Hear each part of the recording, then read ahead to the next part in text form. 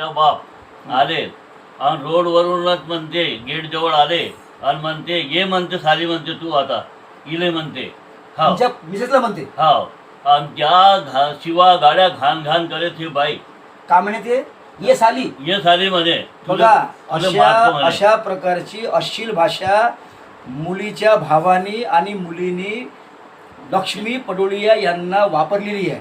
आता बघा बोलता वेळ हा हा. नंतर मग तिची आई खूप शिवा गाड्या करे नंग्या नंग्या तर मी तिला समजू हात जोडून म्हटलं बाई मी प्रेमानं बोलून राहिलो म्हटलं आणि तू घाणे गाणे शिवा देऊन राहिली म्हटले आणि तिचा बापही बहीण आहे स्वतःची चुलत बहीण आहे तरी म्हटलं तू असा शिवा देऊन राहिला म्हटलं सोपते का म्हटलं तुला असं समजून मी राहिलो तरी ते आपलं चालूच ठेवलं जाईल शिवा गाड्या असं झालं साहेब. कानून सर्व्या करतात सारखा असतो. याच्यामध्ये कितीही मोठा अधिकारी असला लहान असला घरचं वातावरण कोणताही कितीही मोठा क्रिमिनल असला तरी पण कायदा सर्व्या करता समांतर असतो. चुकला त्याच्यात कारवाई होऊ शकते आणि कारवाई होणं अत्यंत गरजेचं आहे. 10 चक्का ट्रकने तुमच्या सर्व परिवाराला संपवून टाकीन उडून टाकीन अशा प्रकारची धमकी पडोलिया परिवारांना सर्व त्यांच्या जवायांना सुद्धा आणि पुलला सुद्धा दिलेली आहे. त्याचप्रमाणे पडोलिया परिवारातले लोक जेवढेही आहे ते सर्व 10 चक्का ट्रकने आम्ही उडून टाकीन माझा भाऊ सर्वांना खतम करून टाकेल अशा प्रकारे त्यांनी वक्तव्य वापरलेलं आहे. नेहमी आणि अशा वेळेला मला असं वाटते की RTOनी गाड्या पासिंग करतात धंदा करता गाड्या पासिंग करतात पण या प्रकारे असं जर RTOनी जर पासिंग केलेल्या गाड्या जर कोणी धमकी देऊन जर ट्रकनी मी उडून टाकीन अशा करणाऱ्या आरोपीवरती दंडात्मक कारवाई होणं अत्यंत गरजेचं आहे. पण त्यांनीसुद्धा माझं म्हणणं आहे CP साहेबांना माझी आग्रहाची विनंती आहे की त्याच्या आपण ते गाड्या सीज करण्यात यावं. दुपारची घटना पूर्ण व्हायला नाही पाहिजे. APM news Nagpur Maharashtra. तुमचं नाव काय दादा? राजकुमार पडोलिया बोला. वय 35 वर्ष राहणार नागपूर. माझ्या त्या दिवशी केव्हा दिनांक काय होती? 11 तारखेला 11/6 तारीख काय होती? तारीख काय होती?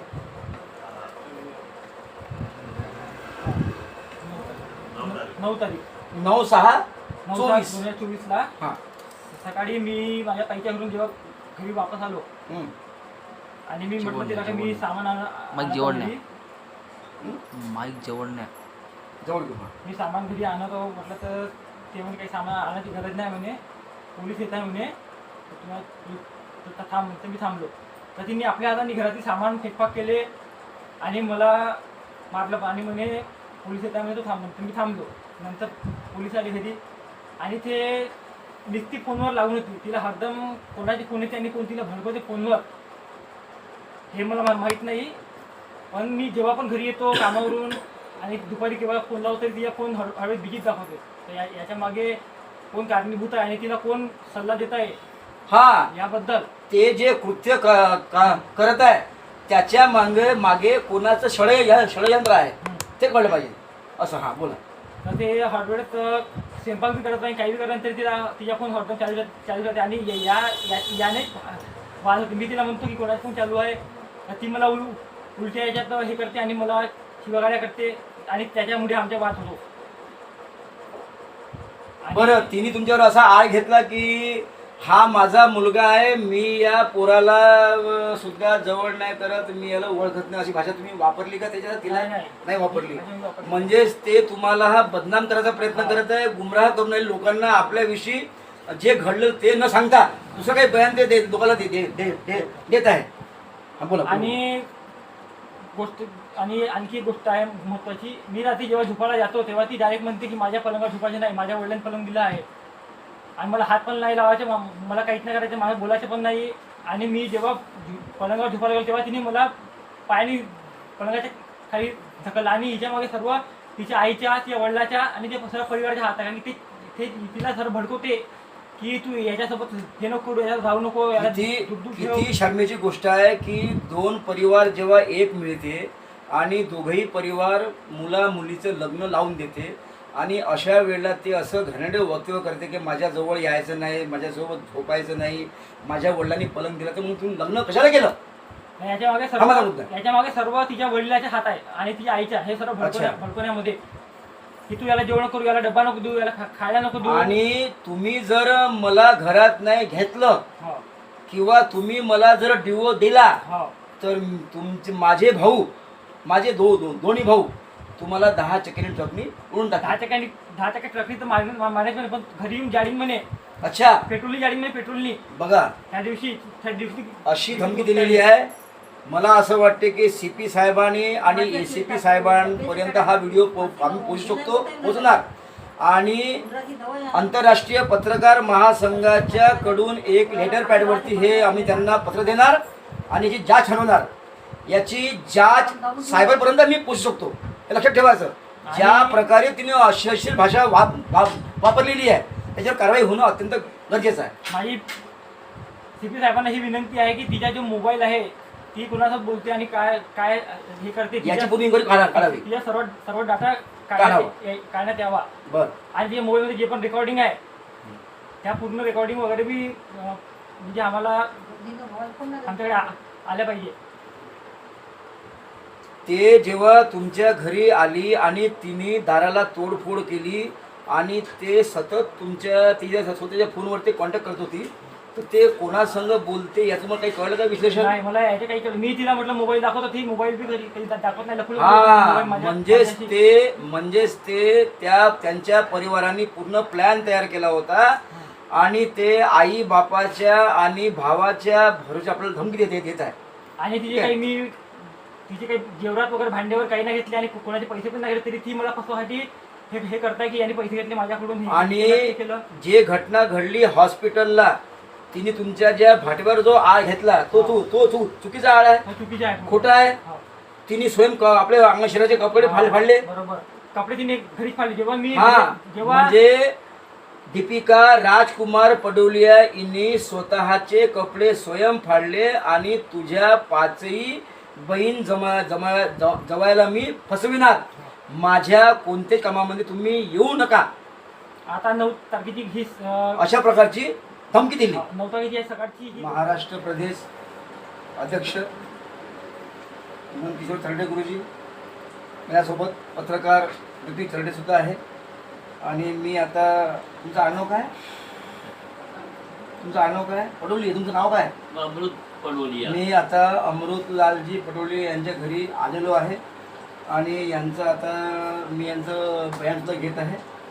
आणि ज्याप्रमाणे यांना जो त्रास झाला, जी घटना घडलेली आहे पडोलिया परिवारामध्ये, आता ते दीपिका राजकुमार पडोलिया हिने जे खोटी कंप्लेंट केलेली आहे, याचं म्हणणं असं आहे की खोटी कंप्लेंट केलेली आहे आणि तिने सासूला तिने मारहाण केलेली आहे.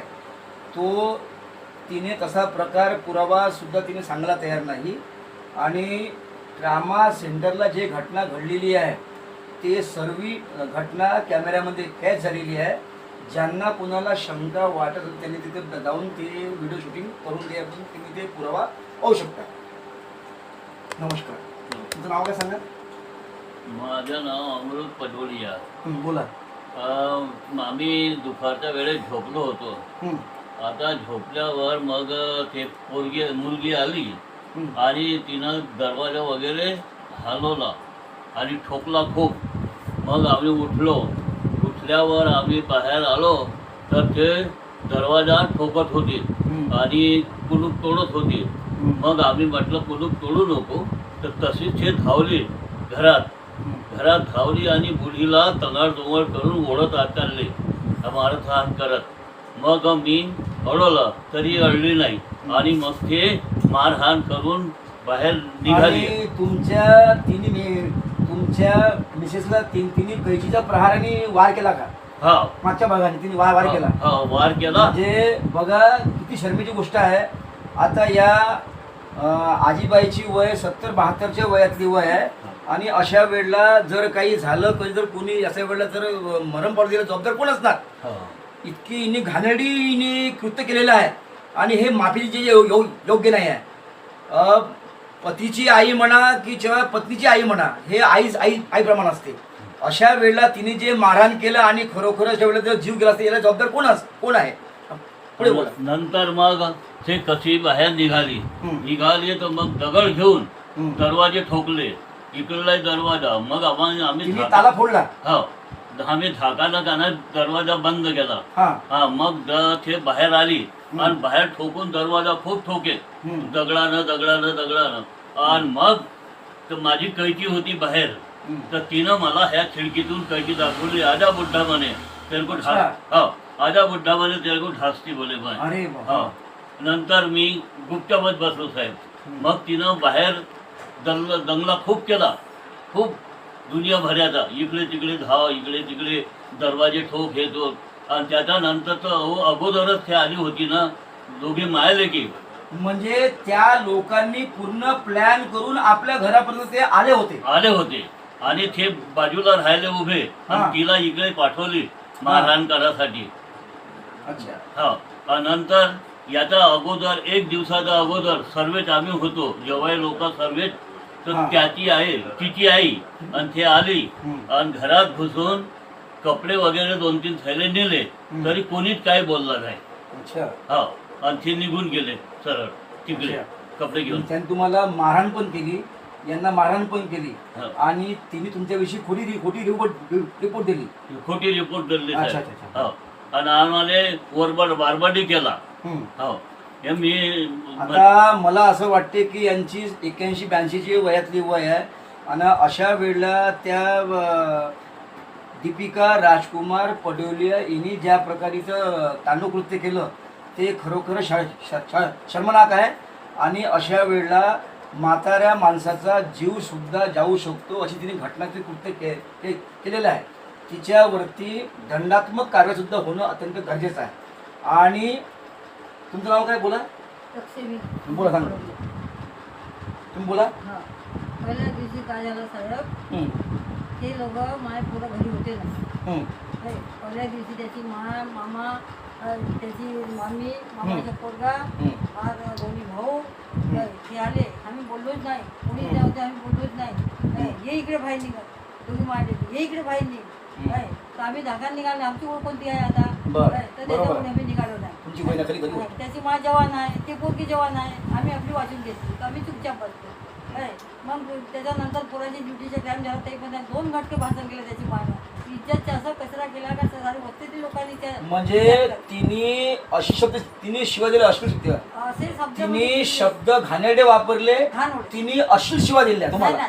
घाणोडे. हा, झालं अश्लील शब्द. ते घाणोड शिवा दिले. वस्तीतील लोक तर बनवले का जन्मा ह्या लोक 50 वर्षापासून इथं आहे. तर 50 वर्षापासून म्हणजे दीपिका राजकुमार पडोलिया हिने तुम्हाला अश्लील शिवीगाळ केली, घाणेरड्या शिवीगाळ केल्या, जे कोणी सहन करू शकत नाही.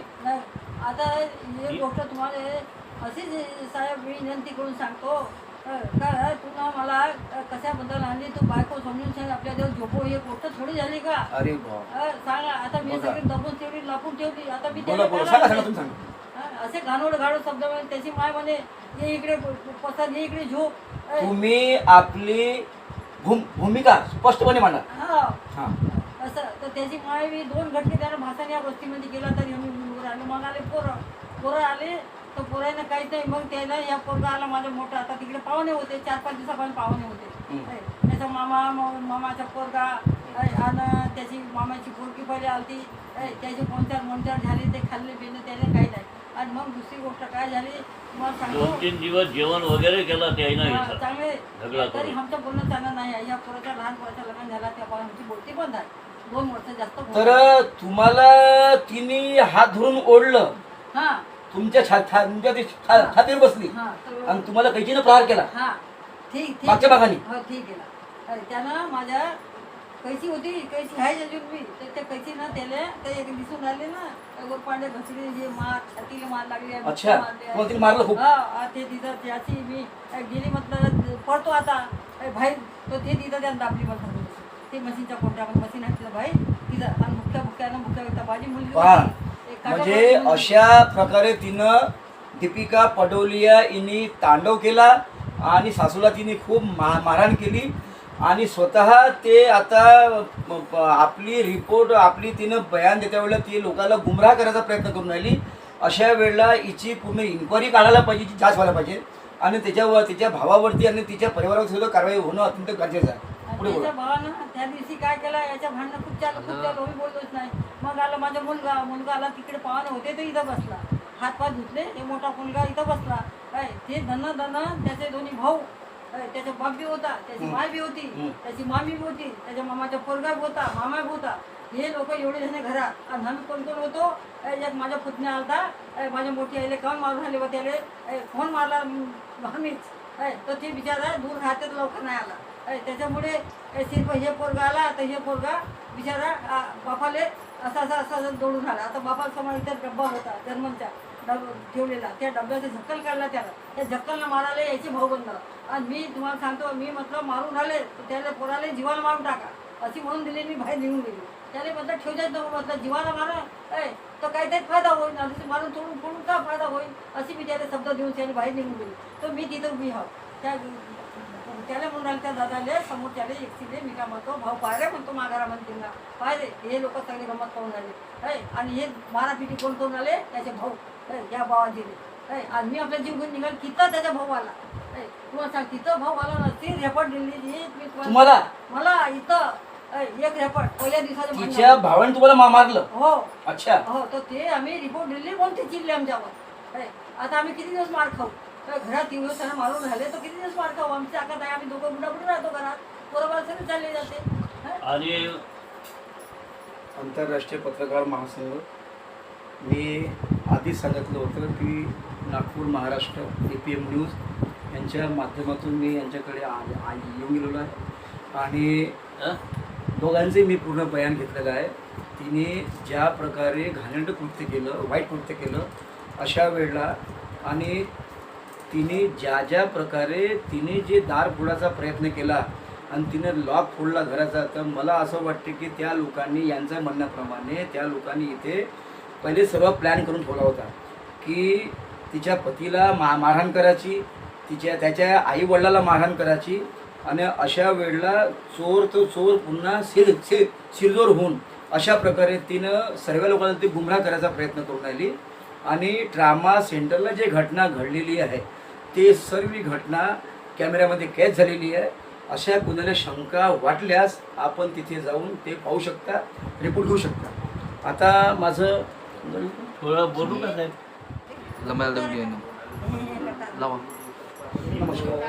नमस्कार जी, तुमचं नाव काय सांगा? मी जीवन कुमेरिया नंदुरबारला राहतो. हे माझे ही निवाई आहे, इथं माझ्या मुलगीचं लग्न केलं आहे. तर मला असं माहीत पडलं का बाई याच्या घडी काही हल्ला झाला, तर मी यांना बघण्याकरता आलो होतो. त्याच्यानंतर इथे यांचे ते वादविवाद संपला, पोलीस स्टेशनला गेले, तिथे मी यांना बघण्याकरता गेलो. तिथून पोलीसवाल्यांनी यांना रेफर ट्रामा सेंटर मेडिकलला केला. तिथं पण मी यांना भेटण्याकरताच गेलो होतो. असा काही विषय आमचा होता नाही. तिथे यायचे ट्रीटमेंट वगैरे चालू होता. त्याच्यानंतर दीपिकाताई पडोली आहे, त्यांचा भाऊ अंदरून आला आणि गोपाल कुमेरिया ह्याच्यावर चढून सण्याने त्यानं धमकी दिली. आणि त्या धमकी दिली की आता काय करायचं बा, का तुझ्या मनामध्ये आहे मेडिकलचा बाहेर भेट चौकामध्ये. अशी धमकी कुणी दिली? हे दीपिका पडोलियाच्या भावाने दिली. भावा, आमच्या याच्यामध्ये काहीच विषय नाही. मला दोन्ही परिवार सारखेच आहे. ते बी आहे, हे बी आहे. ते बी मुलगीच होती, हे बी मुलगीच होती. हेच माझं म्हणणं आहे, बाकी दुसरं काय. ज्यांना प्रूफ लागते ते मेडिकल, ज्यांना काही अगर प्रूफ पाहिजे नसले पाहायची आहे तर ट्रामा सेंटरच्या CCTV फुटेज जे आहे हे बघून घ्यावा. याचं काही नाही आहे. मी सिर्फ माझ्या युवायाची मदत करण्याकरता तिथं गेलो, दुसरं काही. नमस्कार. नमस्कार.